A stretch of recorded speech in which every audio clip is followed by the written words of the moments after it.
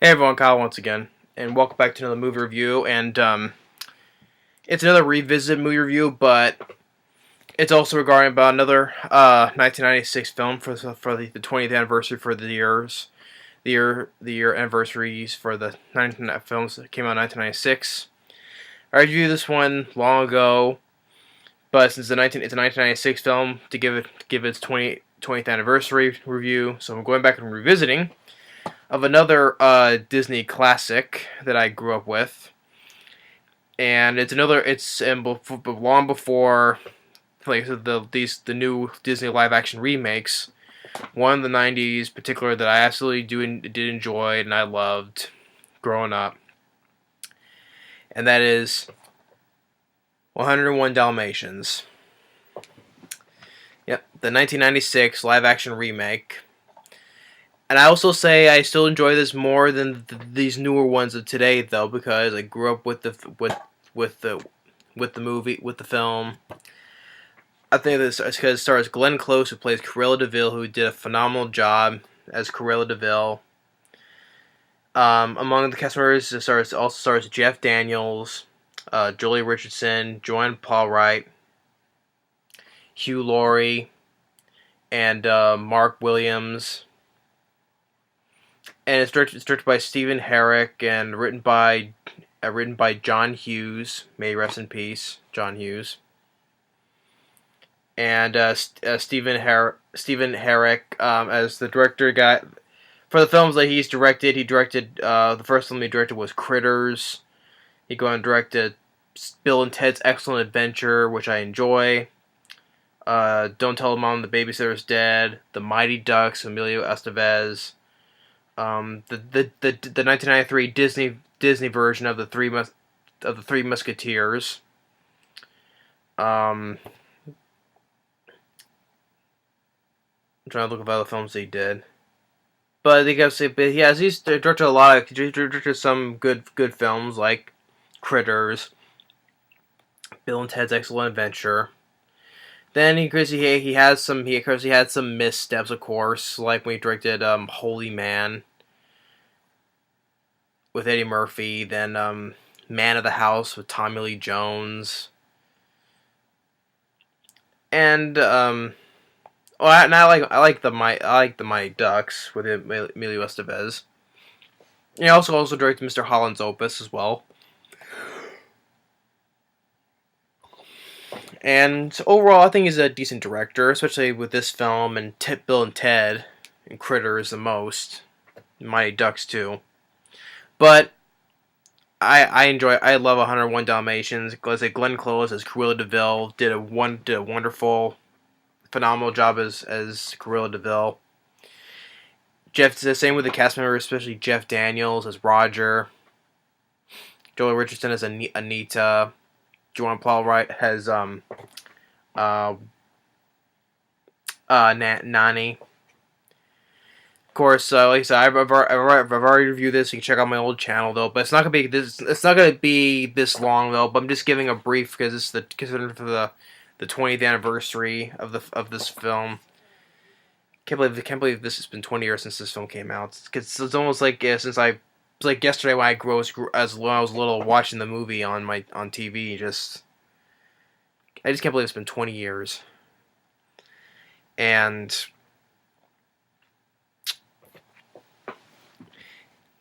I've already reviewed the original anime movie as well. And other than the dogs, Pongo and Perty in the movie, I thought the dog trainers who help train them in the movie wonderful. It's like the live action version. Oh, of course, there were a few changes. Like in the animated movie, Roger, he's a musician, makes music, but except in this version, Jeff Daniels' character, he makes video games instead. Those slight changes don't actually, and also in this film, the animals don't talk not like in the animated movie. The animals don't talk in this. But those slight changes don't bother me though, because I have fun with the movie. Back then, I didn't think nothing of it, so I can let that go. And the film was a big hit. It made over 300 million worldwide. it was one of the it was one of in the top 10 highest grossing films of 1996. Um, and also it came out around the time of during the Thanksgiving weekend as well, so it was a big hit. Um, Although it got like mixed to negative reviews. Sadly, though, it has like a 5.9 IMDb and has like a 36% Rotten Tomatoes, which I disagree with. I would give it a much more higher rating. And but like I said, how the film goes, Cruella de Vil, who's obsessed with fur, and gets an idea that Anita that she wants to make a Dalmatian fur coat because Anita was like who worked for her making like a design of a fur coat that she drew, and her assistant Alonzo by Tim McInnery, which in the sequel 102 Dalmatians, Glenn Close and him were the only two original cast members from this film to come back in the sequel in 102 Dalmatians. And Glenn Close is so much fun. It's just she's a perfect as Cruella de Vil. It's like when she was look at the drawing and just telling Anita, it's like it's kind of wrong, isn't it? Well, if we do this coat, as if I'll be wearing your dog. Woof woof. And her evil Cruella de Vil out that she does is I would say captures that mostly because like when especially in the moment where she has 99 because there's also also a man working for Mr. Skinner who's a taxidermist and his throat got ripped out by a dog so he can't speak and he's counting all the Dalmatians that they caught like 99 and Glenn Close like as he's adding all up it's like I'll be wearing Anita's dogs and then she shows a white shot of her standing in the middle of the shot and she's like the camera's far away and she's like laughing hysterically how she was out there. I thought she was just phenomenal. That's like how Cruella de Vil would be. Or back where the part where the puppies were being born and she wanted to pay to take them right and they said they don't want to sell the Jeff Daniels and Julia Richardson said they didn't want to sell him and she tears up the check and it's like I'll give him you fools you idiots. And Hugh Laurie and Mark Williams as Horace and Jasper. They also do really well, a really good job as well. And of course, with the that was it was funny when they were rob Joanne Paul Ryan. He's like, oh my goodness, and it's like Horace like, don't worry, ma'am. We're professionals, and she goes and gives him a sock right in the face. And of course, looks like police, help, police. Like how in the anime we know how Nani would say police. So, and they say that they take the puppies back to the old mansion. And where of course you get where all the dogs are all barking all over town to spread the message. Especially on this old farm as well. One dog goes up there and finds all the taken puppies. Which they plan to as the puppies are making their escape. One puppy is was a little behind, gets chased by Horace and Jasper. Of course, you have the moment where, in the anime film, we have their choice of weapons. Jasper has the fire iron, and Horace takes, the wood leg of a table. They only save it just for a few seconds, though, but they don't use them. They chase this one puppy, Hugh Laurie. He says, come here, you little speckled lab rat. And then he falls to the floor on this billiard table, and this stuffed, was it a moose head or was it a yak? I think it was a yak. How it falls, lands on top of his face like he's kissing it, but almost doesn't get hit by the horns though. But and then Mark Williams he just goes running after the puppy, and he slips on the ice and crashes through a window, falls into this frozen pond, and brief moment he gets frozen. On the raccoons, they mess up their truck, like they stick like a nut in one of like the exhaust pipe, and Horace is looking through it, and Hugh Laurie's trying to start the truck and was like, "Oh, come on!" And he sips the gas, and the thing blows right into his face, Horace's face. And also, there's also more where they were the Mr. Skinner as well. Like he like earlier he's like it was in the news where there was a white tiger that was stolen. It was well, it was taken because it was being stuffed, being like a taxidermist, whatever. It was stolen just for the fur. It's like, who would do such a thing? Of course, that'd be Cruella de Vil, because the scene where Hugh Laurie and Mark Williams were at her house, and in the briefcase it was that the white tiger was killed for its fur. But I was saying with Mr. Skinner, because there was one more puppy that was left behind in the mansion. That was the one that was almost dead from early when it was a puppy when it was born, and they call it Lucky. Mr. Skinner gets there, and he sees who's about to grab it, and that one dog that was helping the puppies escape bites him. You see like the shadow, he's being attacked by the dog. And Horace and Jasper, they're following what's supposed to be his puppy tracks, which is made by rabbits, but it leads to this electric fence. They try to get over it, and they get electrocuted. They're like, ah. And with Cruella de Vil with driving her car, and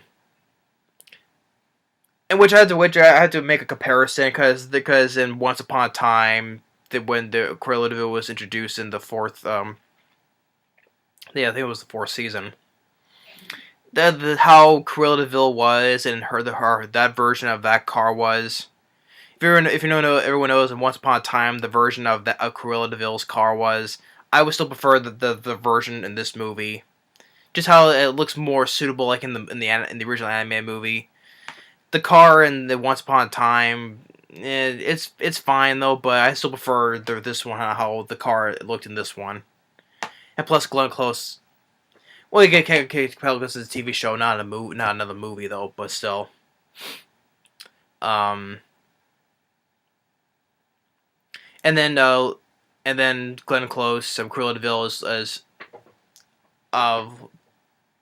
leads them to this farm, and like she where the things the puppies are hiding in this hay, but she sees spots of tail like in the haystack, but it's really a pig, and it lands on top of her, or where when the puppies do get away, the raccoon stole her hat, and he's like, "Darling, red isn't your color," and he's like, "Give me the hat, or you'll become a hat." And the raccoons, they said, trap her, they pull a lever. She falls through the trapdoor and falls into a pit of molasses. And she's talking to all the animals, and he's Cruella de Vil will get the last laugh, and the horse hits she's standing on a loose wooden floorboard, and sends her flying through a window right into the mud pit for the pigs.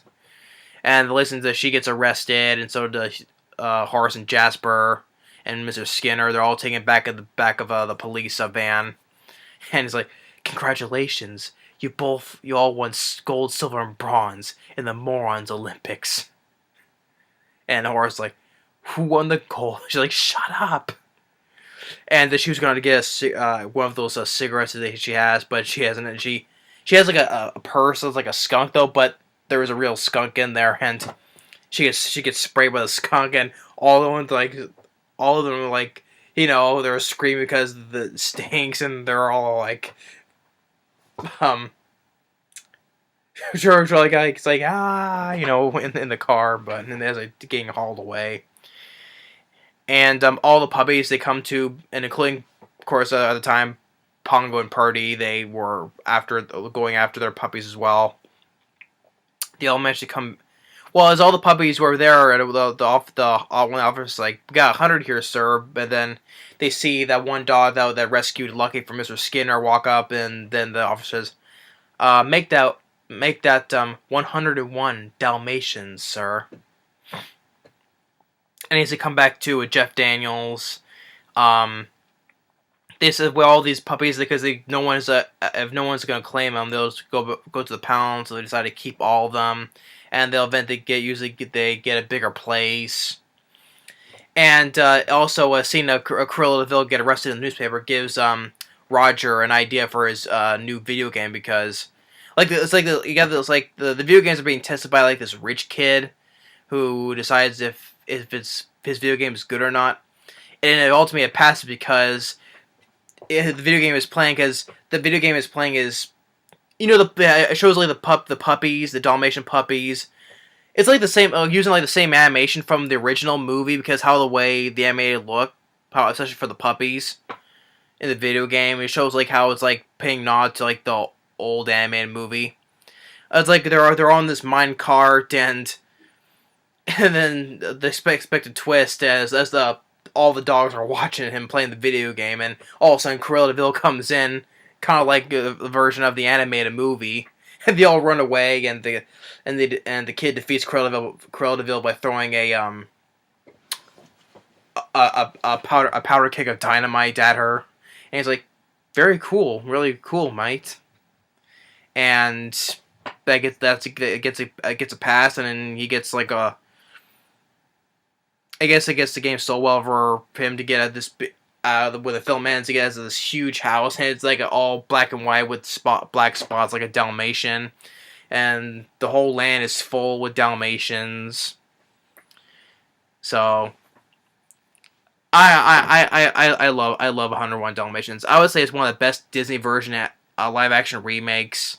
Yeah, I do say it's better than Maleficent. It's definitely better than Cinderella or The Jungle Book, or probably any more of these upcoming live action remakes, because I mean, I don't know why they didn't do more after this film came out, because this film was a big hit back in the 90s. I don't understand why this didn't kickstart how Maleficent kickstarted the success of making more live action remakes like this. I don't understand why they didn't didn't do it back then like this, because this film was a big hit back then though, but I just don't understand why they just didn't get an early start. Maybe because maybe the visual effects weren't good enough. But you could say this was before all the new versions of this. This film was a big hit, and back then probably like kickstart.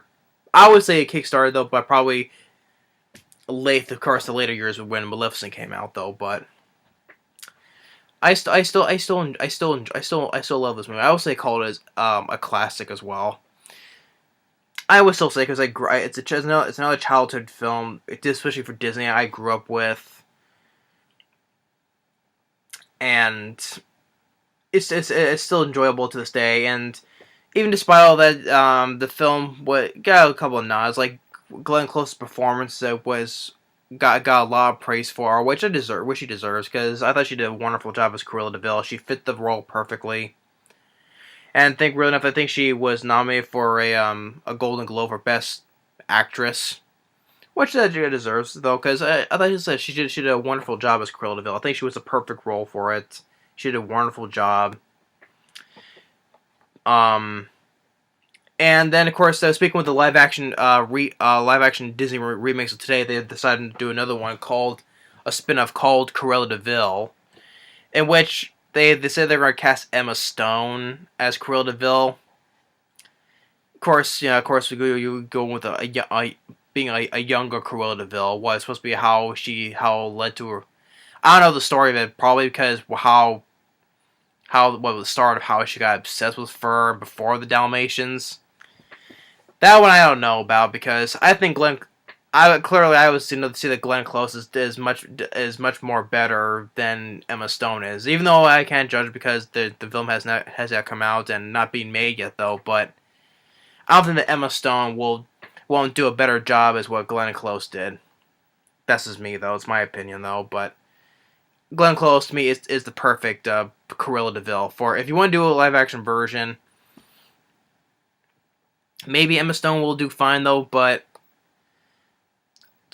Glenn Close is the perfect Cruella DeVille to me. I don't think no one else can. So yeah, 101 Dalmatians. Given the 20th anniversary review of this film, I just can't believe it's been 20 years since the release of this. Just can't believe it's that been long. Time flies by so fast. But yeah, but the cast, I thought the rest of the cast, like Jeff Daniels, Jolie Richardson, Joanne Paul Wright, Hugh Laurie, Mark Williams, they all did a really good job.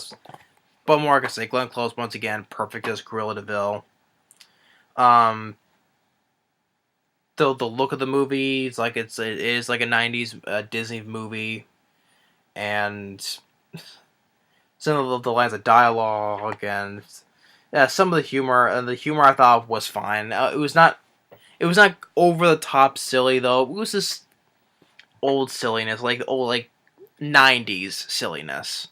Not like today though, but if anyone gets what I'm saying though, but this stuff like silliness from the '90s, like slapstick stuff like that though. But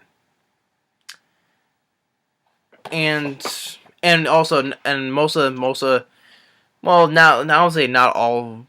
I would hardly say most of the Dalmatians were not CG. I probably won't say that because if it was done today, then all the Dalmatians would have been CG. So not all. I would say not. Pretty much not all the Dalmatians were CG, which was nice, because if it was done today, then all of them would have been CG. So I would take realness is better than nothing, I guess. So yeah. So this is hopefully hope you enjoyed this. Me revisiting the 20th anniversary of 101 Dalmatians from 1996. And I figure since I revisit this, I might as well revisit the sequel, because you can't just review this one then not ignore the sequel though. But